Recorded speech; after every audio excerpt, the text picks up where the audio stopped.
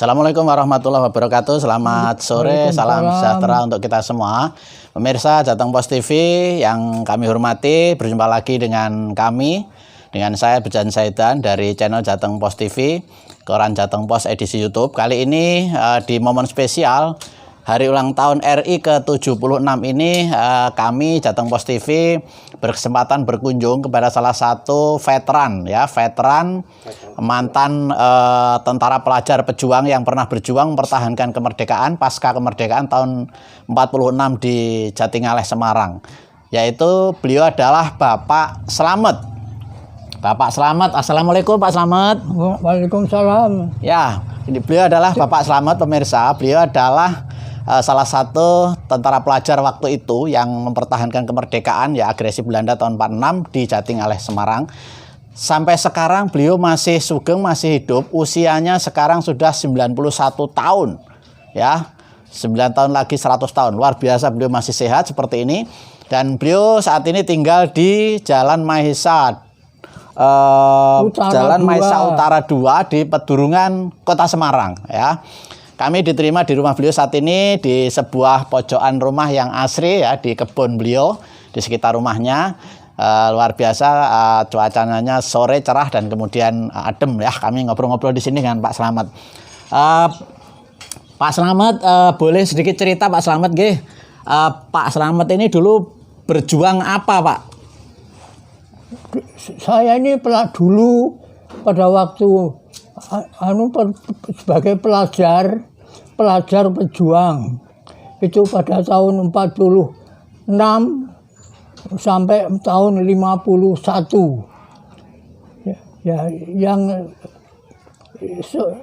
namanya dulu hanya ya sebagai Ikatan Pelajar IP, Ikatan Pemuda Pelajar, tapi terus akhirnya siapa yang ingin masuk menjadi tentara, ada pengumuman dari sekolahan, juga dari teman-teman itu yang dari tentara pelajar, juga bareng siswa yang ingin masuk, ingin menjadi tentara pelajar boleh mendaftarkan.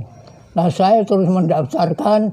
Saya pada waktu itu adalah SMP kelas 2. Jadi ya. Usianya berapa waktu itu, Pak? Usianya pada waktu itu pada 16 ya. Itu sekitar 14 tahun ya. Saya lahir tahun 1 April 1930. Ya.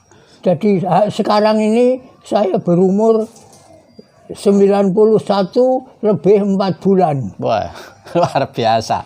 Kemudian waktu itu perang melawan siapa, Pak? Ini karena tentara Belanda pada tanggal 19 Desember tahun 48 itu tentara Belanda masuk ke Yogyakarta dengan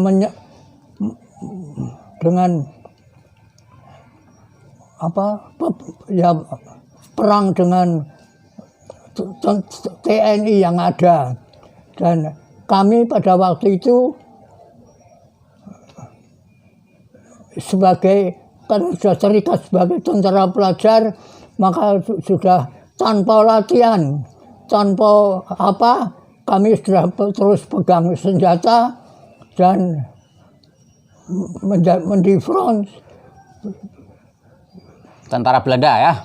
Di front tentara pelajar Kabupaten Sleman. Ya, itu saya Brigade 17 TNI Tentara Pelajar Detasemen 3 Yogyakarta Kompi 1 Seksi 1, yaitu berjuangnya di antara Yogyakarta Sleman, Yogyakarta Tempel, Sleman sampai Tempel, terus Jogja Kaliurang, terus Jogja Kaliurang,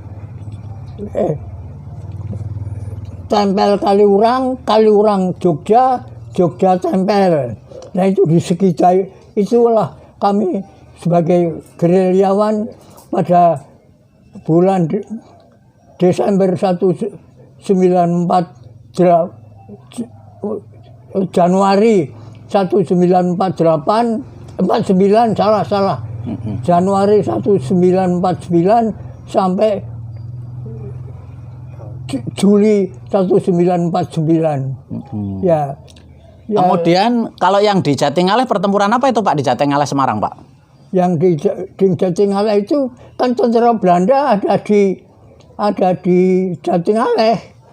Jadi yang ada di sebelah selatannya ada di Jatingaleh. Dan saya dari Jogja sesekali saya datang, saya pergi ke front, terus dipegangi senjata, saya datang dari Jogja ke Ungaran Banyumanik, terus dari Banyumanik saya dengan teman-teman tentara pelajar itu ke Jatingaleh ya? Ya ada di tempat-tempat yang jadi bukan di Banyumaniknya tapi juga di dalam kebun pada waktu itu. Sambil bersembunyi. Ya, saya adalah anggota Regu 1, Seksi 1, Kompi 1, Brigade Detasmen 3, Brigade 17. Terus kemudian melawan Belanda di daerah Semarang di Jatingaleh Belanda, ya. Di Semarang. Belanda ada di Jatingaleh. Dan kalau pertempuran yang di Jatingaleh itu ya kalau Belanda menyerang, tapi kebetulan Belanda tidak hanya diam, hanya tidak menyerang pada waktu itu. Saya hanya di front itu hanya 1 minggu, terus pulang lagi ke Jogja. Oh, ya. Terus sebagai anggota tentara pelajar, kemudian saya dibutuhkan, saya kembali masuk sekolah. Terus pada saat itu diberitahu saya diperlukan sebagai penghubung. Maka saya pergi ke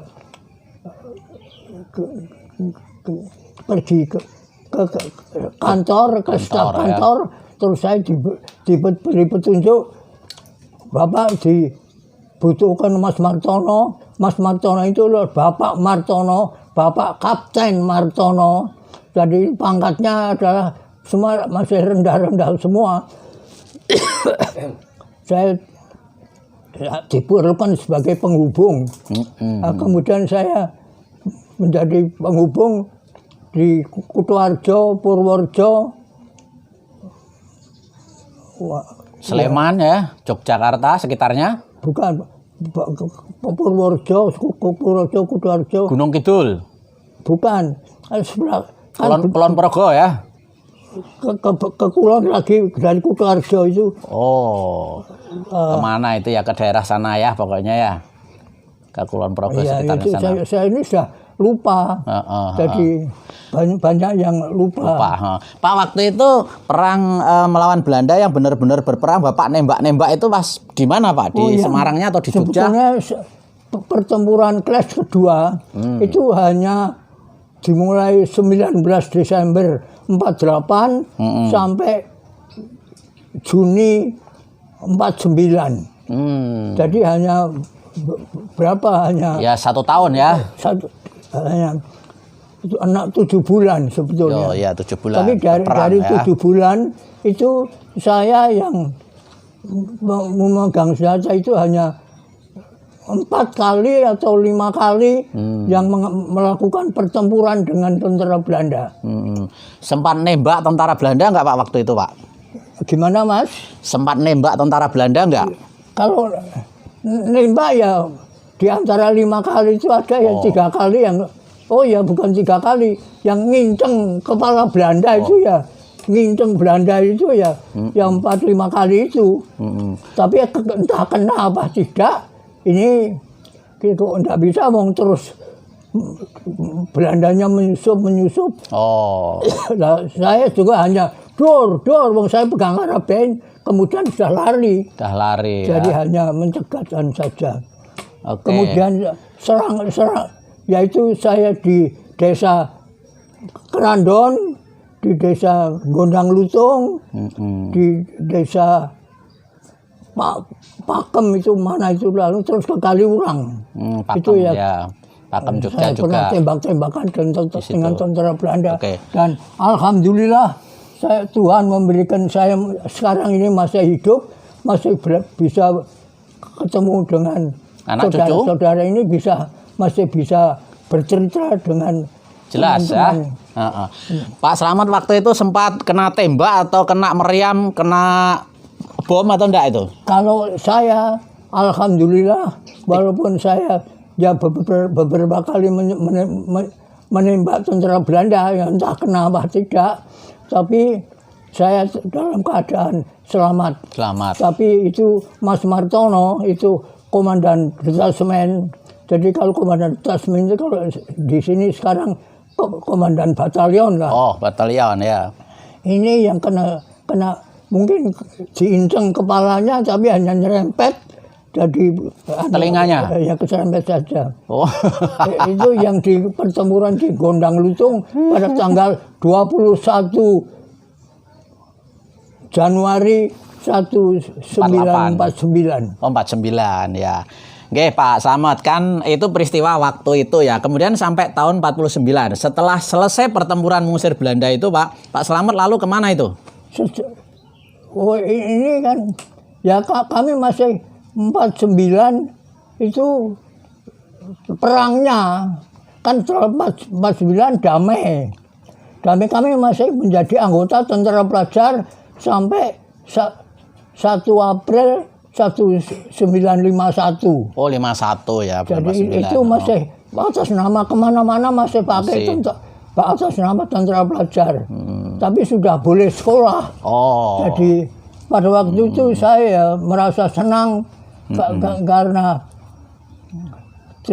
masih pada waktu itu terima uang saku walaupun hanya sedikit, tetapi sudah bisa untuk sekolah. Ya? Terus Bapak melanjutkan sekolah kemana? Ke SMA terus kuliah, Pak? Saya lulus SMP tahun 48. Jadi perang itu saya lulusan SMP. Oh. Jadi lulusan SMP terus saya dimasukkan sebagai dan diberi pangkat prajurit pada waktu itu. Diberi pangkat sebagai apa, Pak? Veteran?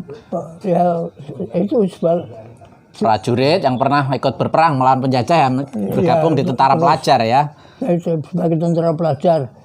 Itu jadi tidak terus menjadi satu dalam satu kompi dan satu batalion, satu enggak, tapi kumpul pada waktu akan setelah Juli Desember 49 itu setelah ada persetujuan damai dengan Belanda. Itu saya kembali ke sekolah pada waktu itu. Jadi tahun 49 itu sudah kembali ke sekolah. Dikasih beasiswa atau dikasih uang gaji gitu, Pak, sebagai tentara pelajar dulu, Pak? Sebagai tentara pelajar kami tidak dikasih, tidak mendapat gaji, tapi hanya diberi uang saku, ya sekedarnya saja. Tapi pada waktu itu saya senang sekali karena ya pada waktu itu kan uang masih berharga. Waktu itu Pak Harto jadi apa, Pak? Pada waktu itu Pak Harto jadi komandan Berkreis 3. Jadi Letnan Jenderal Kolonel waktu itu saya lupa. Letnan Jenderal Soeharto. Waktu itu ya. Terus kemudian Pak, sekarang kan kita sudah merdeka, Pak. Sekarang ini kan besok ya, kita tanggal 17 Agustus tahun 2021. Kita usianya kemerdekaan kita sekarang sudah 76 tahun, Pak ya. Iya, sudah cukup lama dihitung dari waktu itu Bapak berjuang ya, tahun 48 atau 45 sampai 8 sampai sekarang ya. Iya. Pak Slamet masih menyaksikan Ibu Pertiwi ini merdeka sampai 76 tahun ini. Yang lain-lain mungkin sudah meninggal ya. Bapak masih menyaksikan meskipun usianya masih 91, meskipun usianya sudah 91 tahun ya. Iya, 91 lebih. Pak Slamet melihat kemerdekaan sekarang ini gimana, Pak? Orang-orang sekarang menikmati kemerdekaan ini gimana menurut Bapak? Sudah benar apa bagaimana gitu, Pak? Kalau ada benar tidak benar itu saya tidak berani mengatakan. Tapi ya sekarang ini keadaannya seperti ini. Yeah. Nah, kami berharapkan juga tentara itu semua baik-baik saja dan mendapatkan kemajuan. Dan saya masih ya sampai sekarang pangkat saya masih prajurit 1 purnawirawan. Jadi, ya. Dapat uang pensiun Pak atau gaji pensiun sampai sekarang? Kalau pensiun tidak ya. Saya tidak dapat uang pensiun, tapi saya dapat tunjangan. Hanya dapat tunjangan saja. Tiap bulan Pak? Tiap bulan ya. Berapa Pak besarannya Pak sampai sekarang? Wah ya berapa ya sebetulnya ya hanya 1.907.000. Wah hampir 2 juta banyak Pak. Hampir 2 juta itu tunjangan veteran. Ya. Nah, saya masih karena saya bekerja pensiunan dari PT Perkebunan. 18 saya tahun 86 itu saya pensiun. Pernah bekerja di PTPN ya, milik pemerintah PTPN ya. 18 dan saya pensiun tahun 86. Itu pensiunnya hanya berapa? Hanya 1.330.000. Ya alhamdulillah ya Pak ya. Alhamdulillah. Oke. Bapak berharap kepada generasi muda sekarang seperti apa Pak supaya mengisi kemerdekaan ini menjadi lebih baik Pak? Nah, ini saya mengharapkan generasi muda ini harus dapat bekerja dengan baik, dengan budi pekerti yang baik. Inilah yang saya harapkan. Sebab adanya kita sudah merdeka 76 tahun, tapi kalau keadaan masih begini, karena sebagian daripada warga Indonesia itu tidak berbudi pekerti yang baik. Semua hanya mikirkan bondo saja dan malah ada yang sudah ini bangsa Indonesia loh. Ya di segala bidang itu banyak yang berbuat yang kurang baik. Betul. Jadi ini harus dihilangkan dan supaya bisa bekerja dengan baik. Kalau pendidikan sekolah sudah pintar tapi mengenai kelakuan itu saya masih belum yakin dengan budi pekertinya belum tentu baik ya. Belum tentu baik. Makanya harus baik budi pekertinya untuk mengisi kemerdekaan yang sudah Bapak pertahankan dulu ya. Harapannya begitu. Bapak punya putra berapa Pak? Saya istri 1, anak 1, cucu 1. Serba jadi 1. Semua serba 1. Dan istri saya ini sekarang sedang sakit, sudah 7 tahun ada di kamar ini. Iya. Nah, ini selalu sakit stroke dan saya selalu perhatian. Merawat juga ya. Saya yang perhatiannya itu karena punya istri yang sakit ini dan belum sembuh. Ya, kita doakan semoga segera sembuh ya Pak. Mohon doa kepada bapak-bapak. Amin. Mudah-mudahan istri saya bernama Sri Indrarsih ini dapat sembuh. Segera sembuh. Oke Pak Slamet, matur nuwun sekali waktunya atas wawancara ini. Kita pengen ngobrol panjang tapi ini waktunya habis, sudah selesai dan apa yang disampaikan Pak Slamet ini mudah-mudahan menjadi pencerahan buat kita semua khususnya generasi bangsa ini untuk bisa mengisi kemerdekaan kita yang sudah 76 tahun ini dengan tadi pesannya Pak Slamet adalah budi pekerti yang baik. Jadi mengisi kemerdekaan dengan budi pekerti yang baik supaya bangsa ini menjadi baik ya Pak Slamet ya. Pemirsa, saya kira itu saja ngobrol-ngobrol kita atau wawancara kita dengan Pak Slamet, salah satu saksi sejarah pelaku perjuangan peristiwa mempertahankan kemerdekaan RI tahun berapa? 46 ya sampai bukan 46 itu ya kalau pas kedua itu mulainya 48. 48 sampai 59 ya. Iya. Kita harapkan mudah-mudahan beliau sehat selalu bersama keluarga, nyonyanya juga kita doakan sehat selalu. Terima kasih. Dari saya cukup sekian, undur diri. Saya mohon maaf, Bejan Syaitan, Jateng Pos TV. Assalamualaikum warahmatullahi wabarakatuh.